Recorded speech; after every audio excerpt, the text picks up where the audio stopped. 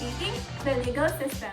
Today, we're tackling a fundamental yet often daunting part of any trial, the examination of witnesses. Joining us are our panel of legal experts to break down what happens when you take the stand. First up, we have attorney Shama Española, a seasoned litigator with over 15 years of courtroom experience. Known for her razor-sharp cross-examinations, she is here to give us the inside scoop on what it takes to challenge a witness effectively and ethically. Joining us next is Professor Ira Wata-Aguihap, a distinguished legal scholar and author of the Rules on Evidence Made Simple. She's the go-to person when you want to understand Rule 132 in the clearest way possible without feeling like you're studying for the bar exam. Our third guest is attorney Cynil Cabatingan, who spent 30 years navigating the intricacies of the courtroom and has been making waves as a star in litigation. Attorney Cynil will share his perspective on preparing for witness examinations. And finally, we're very honored to have Judge J.M. Bibbs, who has presided over countless trials and witnessed examination brilliance and blunders firsthand. Judge Bibbs will give us the ultimate perspective on what works, what doesn't, and how the rules play out in real time. We know testifying can be scary, and we've received a call from someone who's feeling just that way. Let us bring in our caller, Mario. Oh, hi. Thanks for having me. I have to testify next week in a case, and I'm just terrified. Don't know what to expect. Where do I stand? What can they ask me? What if I mess up? Oh, Mario, that's completely an understandable feeling. You are definitely not alone in being nervous about testifying. That's exactly why we're talking about this today. Our experts are here to explain the process based on the rules used in court. Yeah, absolutely, Mario. Think of it as a structured conversation governed by clear rules. Let us start at the very beginning. Where does witness examination take place? Well, based on the rules, the examination of witnesses presented in a trial or hearing shall be done in an open court. You will be there in the courtroom, visible to everyone, and you'll be testifying under oath or affirmation, promising to tell the truth, unless you absolutely cannot speak, or the question requires a non-oral response. Your answer shall be given orally. And you know, Mario, don't worry about trying to remember every word. That's right. The entire proceeding, including every question, answer, and the statement from everyone involved, the judge, parties, lawyers, or witnesses, shall be recorded. Usually, this is done with shorthand, stenotype, or other suitable recording means, and the transcript made that the recording by the official recorder. Once certified as correct, it is considered prima facie a correct statement of what happened. So, it's all being documented correctly or accurately. That helps with the messing up fear a bit, knowing it's recorded. But Mario, what are you most worried about specifically? Just what can they ask me? And if they can try to trick me or make me look bad? That's a common concern, Mario, but witnesses have rights and obligations. So while you must answer questions, even if they might establish a claim against you, you also have the rights to be protected from irrelevant, improper, or insulting questions, and from harsh or insulting demeanor from the questioning lawyers. So your testimony should also be focused. You are to be examined except only to matters pertinent to the issue. And you know, about tricky questions or making you look bad, there are actually limits to that. Exactly. You are generally not to give an answer which will tend to subject you to a penalty for an offense. And you should also not be to give an answer which will tend to degrade your reputation. So unless your reputation is the actual fact being debated or a fact that leads directly to the main issue. But there's one exception. You must answer to the fact of your previous final conviction for an offense. From my experience, we follow a strict format when examining a witness like Mario. The order of examining an individual witness is set out in the rules. First, it's direct examination by the proponent. they ask about the facts relevant to the issue. Then the cross-examination by the opponent. After that, redirect examination by the proponent.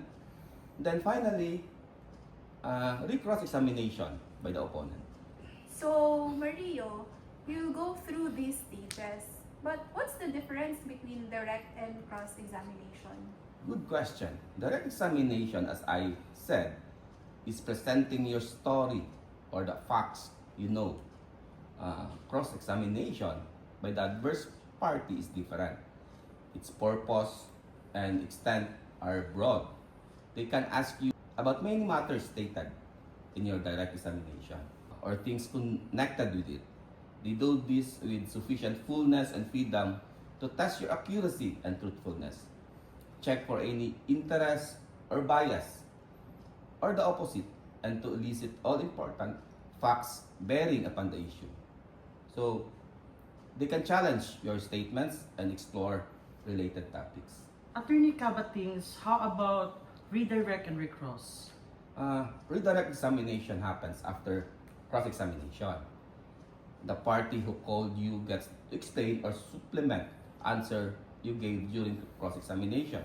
The court may allow questions on matters not covered in cross-examination, but that's within the judge discretion. Cross-examinations follows redirect. The adverse party can question you again, focusing on the matter stated in your direct examination and also other matters the court at the discretion of the judge. That structure helps understand the flow, but what about the type of questions? Mario is actually worried about being tricked. Yeah. There are rules that about question types. A leading question is one that suggests the desired answer.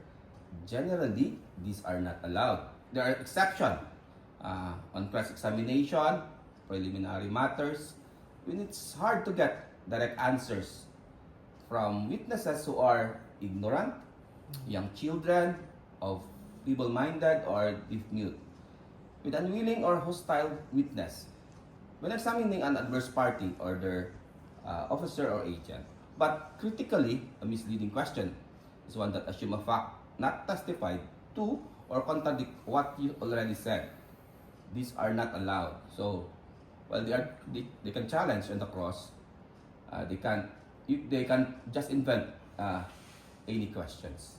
What if they say I said something before that isn't true now? Can they do that to make me look like I'm lying? So you're asking about impeachment. Yes, impeachment is when a party tries to show a witness isn't credible. If you are the witness called by the other party, they can impeach you. They can do this with contradictory evidence. Evidence your general reputation for truth, honesty, integrity is bad, or evidence of prior inconsistent statements. But they cannot impeach you with evidence particular wrongful act unless they can show you've been convicted of an offense. That's the exception mentioned by the witness advocate. Impeach their own witnesses' credibility. The exemption is if the witness is declared unwilling or hostile, or if they are the adverse party witness. So a witness is only considered unwilling or hostile if the court declares them upon adequate showing of adverse interest, reluctance, or misleading the party. So if declared hostile, the party who called them may impeach them like the adverse party would, except they cannot use evidence of bad character. And if they try to impeach you with a prior inconsistent statement, there's a specific process. Before they can introduce evidence of it, they must first tell you about the statement, including the circumstances, like time, place, and who was presented. You must be asked if you made it, and if so, allowed to explain. If the statement is in writing, they must show you the writing before asking about it. This gives you a chance to clarify or deny it. Okay. so they can just spring something on me without letting me explain. That's a relief. What about character? If I have a good reputation, does that help? Yeah, as a general rule, evidence of your good character as a witness is not admissible until the opposing party presents evidence which tends to impeach you as a witness. So if the opposing side attacks your character and your credibility as a witness, then only at that time when your good character can be brought up. Part of my role is managing the flow and ensure there is fairness in the trial. So, for an instance, I may exclude any witness not currently testifying from the courtroom, so they don't hear other testimony. So this helps ensures testimony is based on individual knowledge. That makes sense. But what if Mario needs help remembering something when he's on the stand? A witness may be allowed to refresh their memory. They can use something they wrote or recorded themselves or under their direction at the time the fact happened or soon after when it was fresh in their memory and they knew it was correct.